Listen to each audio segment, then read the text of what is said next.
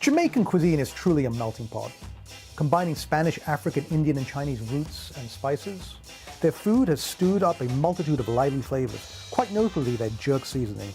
A lot of allspice, a ton of tamarind, and of course those Scotch bonnet peppers. I'm heading to Midtown Manhattan to a street cart where a husband and wife team are slinging amazing jerk seasoned meats, as well as adding a little bit of Americana to the mix. I can't wait to try it. Okay, I am on 35th Street and Broadway. I am here in front of Island Spice Grill with Roxanne. Yes. Tell me all about this place, because I got a text message from a friend with a photograph of about 150 people in line. And she was like, you have to check this place out. So please tell me all about this place. Every day we're serving up jerk chicken, jerk pork. We have lemon pepper brisket. You know, people love the food. They come sometimes just for one thing and they leave with a combination, sometimes a little bit of everything. The meat starts cooking about 5 a.m. Okay.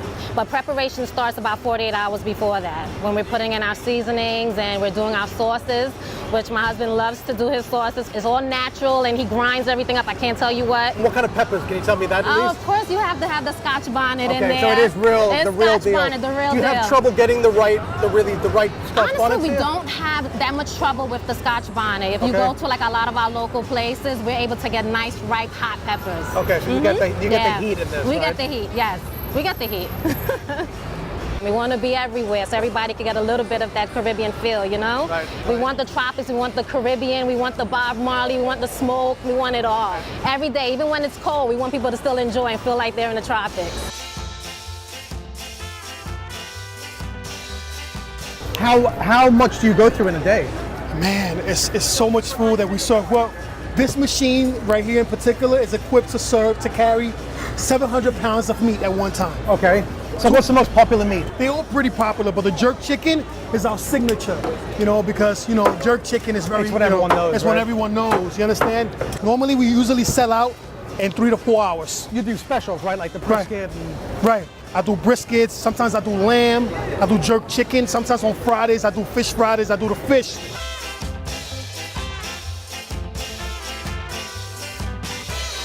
Okay, here we go.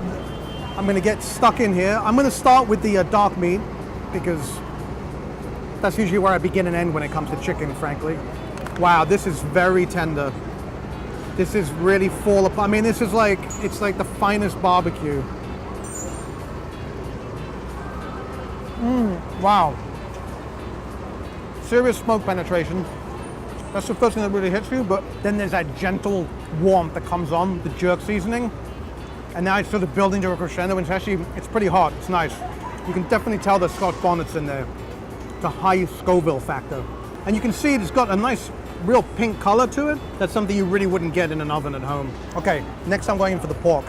Wow, look at the skin on that. Again, we have the same traits as barbecue, which is not surprising because this is long smoked pork. So you have the smoke ring, and then you have these, you can see the pork just falls into these tender long ribbons.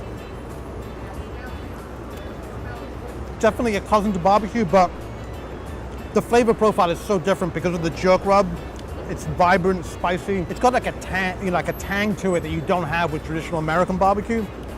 This is really delicious. So I'm gonna actually make myself a little mini sandwich here with all these little scraps of pork, which I'm gonna soak.